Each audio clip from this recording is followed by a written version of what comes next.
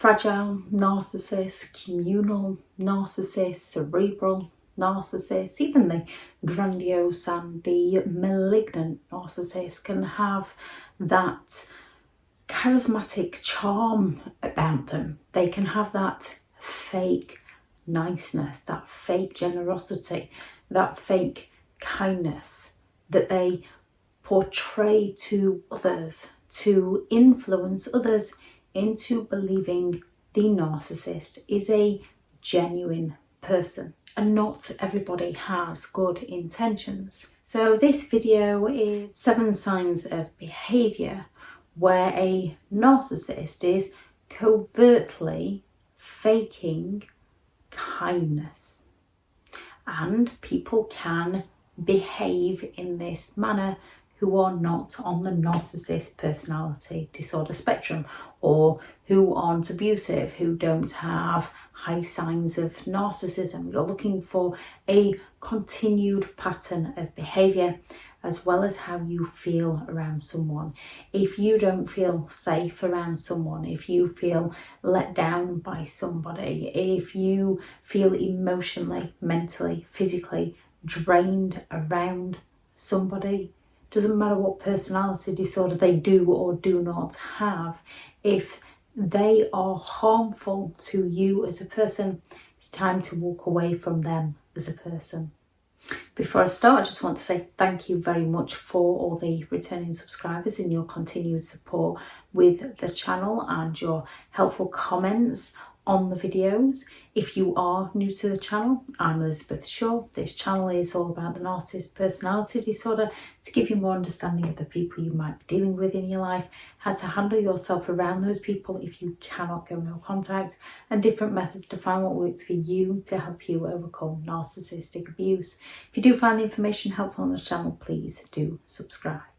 So covert narcissists will play nice. They will pretend to be nice to hide their true intentions, which is to exploit you, to get their needs met from you, to take from you what they are envious of, with a lack of empathy to care for how their behaviour affects you, as they usually just pass the blame over to you. And the first way, the number one way a narcissist will do this, is they will claim that you hurt them. Covert narcissism, they will do things for you in order to get something in return.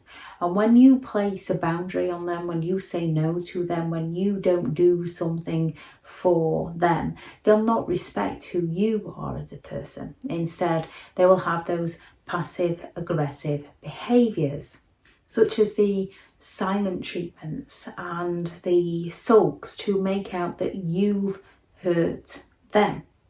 And yes, in one way you have hurt them. You've hurt their sense of entitlement. You haven't hurt them as in you haven't done something to set out to hurt that person. You haven't lied to them. You haven't cheated on them. You've just been yourself and stuck to your values, your beliefs, but they've taken offence to the fact that you've said no to them, so they're going to give you those passive aggressive behaviours. They can also seem super nice as they offer those backhanded compliments. So instead of saying, oh, you've had your hair done, that looks very nice. Oh, I like how you've done your makeup, that looks good. Instead of offering a genuine compliment, oh, I like those boots, oh, you look good with a bit of a tash, genuine compliments, a narcissist is going to give you those backhanded compliments. Your hair looks a lot better today than it did yesterday. Oh, you definitely need to wear makeup more often. Really suits you. You look far better with a tash. You look a bit daft when you haven't got one. So there's going to be that little underlying tone, that little underlying dig as a narcissist offer those backhanded compliments. And people can say these without meaning to offend people. So it's carefully listening to how people treat you, carefully observing people's continued pattern of behaviour. Number 2, everything is always going to be about them. However, they covertly do this with their humble bragging. So the somatic narcissist that's all about the looks is going to say, oh, it's such a curse being so good looking. Everybody just uses your looks for their advantage. So what the narcissist is doing to other people, they are projecting out by claiming that other people use their looks to the other person's advantage while they are bragging about their looks. A cerebral narcissist will come and say, oh, it's a curse being so intelligent. Nobody ever understands me. So they're going to use their intelligence as leverage to brag while also playing the victim to gain sympathy. The communal narcissist that is out there helping anybody and everybody out is going to expect eternal gratitude. They're going to want to tell complete strangers everything they do for everybody else, how selfless they are, how much they do for others, to gain that attention, to gain that pity of how much they do for everybody else, how much they take care of everybody else. The fragile narcissist is going to be hooked on playing the victim to gain that sympathetic attention. No one's ever going to have suffered as bad as they have. The grandiose, no one else is ever going to have achieved as much as they have. But they're going to have a sense of humbleness within their bragging, where they downplay what they're bragging about in the hope that you pick them up. And yes, we all need to pick ourselves up from time to time. With a narcissist, this is a continued pattern of behaviour, a way of living for them. 3, they can seem extremely polite. They can seem extremely kind, extremely genuine. However, when they're not getting their own way, they will cut you off. And it's not because they've got busy in life, it's not because they are going through something that they need to deal with. It's a case of they cut you off because you are not serving their needs. Close friendships, people can go 6 months, a year without speaking to each other. However, when they get in touch with each other, it's a genuine hello, how are you? Hello, I'm good, how are you? Two-way conversation of what's happening in life. With covert narcissism, they can seemingly be nice and be helpful to get something from you and then cut you off. And then 6 months later, they will be back in touch with you purely because they want you to do something for them. However, if you ask them to do something for you, they cut you off again. Or if you say no to them, they cut you off again. 4, when they're acting covertly, their fake niceness, they can seemingly listen to every word you're saying. They can seemingly hang on to every word you're saying. When you are suffering something, they can seemingly be there for you, but what they're doing is they're extracting information to use against you. They're getting pleasure out of your pain. Or when you've achieved something, they can seemingly be listening to you, but their mind will be elsewhere. They might be nodding their head and throwing in the odd compliment, but they're not actually there with you. Or they're listening to find something that they can use to take that away from you because they're envious of it. So they want to destroy your good news in some way. They may fail to listen to the conversation, or they might bring the conversation back onto themselves.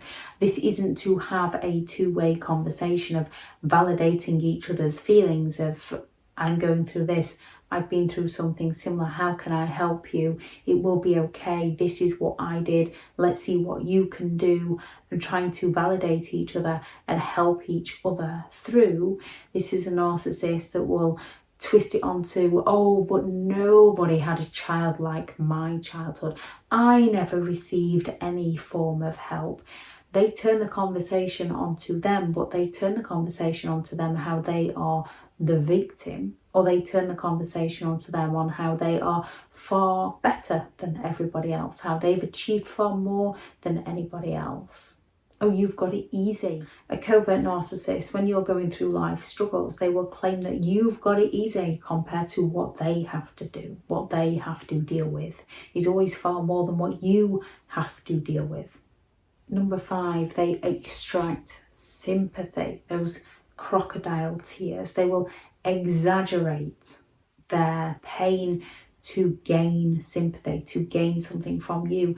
And usually when you ask what you can do for them to help them, to cheer them up, they will reel off a whole long list of things that will help them out, because they are crocodile tears. They're not tears of pain or anguish, not in the sense of something's happened to them, something's hurt their feelings, in a sense of they've not got their own way. So if they plough on the crocodile tears, people will sympathise with them and do for them what the narcissist wants them to do. Yet whenever you're in pain, they will completely dismiss it. They will downplay it. They will claim that you're being too sensitive, that you're overreacting. One rule for them, another for you. They're allowed to seemingly overreact. You're not. They're allowed to be sensitive. You're not. Number 6, they only ever do something for you to take something from you, that fake niceness. So it seems like they're being genuine, they're being kind, they're being helpful. However, there is that ulterior motive behind their behaviour. They expect eternal gratitude. They will use the things that they do for you for years to come, for as long as they can get away with it. After all I've done for you, what about when I did this for you? To get you to do for them what doesn't sit with your values and your beliefs, to get you to serve them. Narcissists are takers. They don't give for giving's sake, they only give so they can take. 7, they talk badly of other people's achievements. They talk badly of other people's pain. And yes, most people can be prone to gossip at one time or another within their lives. A narcissist will gossip about people to bring people crashing down, to gain enablers, to gain flying monkeys, to gain supporters, to go on the attack of that other person. And then they'll claim they didn't want you to attack that other person, shifting the blame over to you for the drama, the conflict, the chaos that they created. A narcissist will create conflict covertly and then pin the blame on the scapegoat. They will bring others down.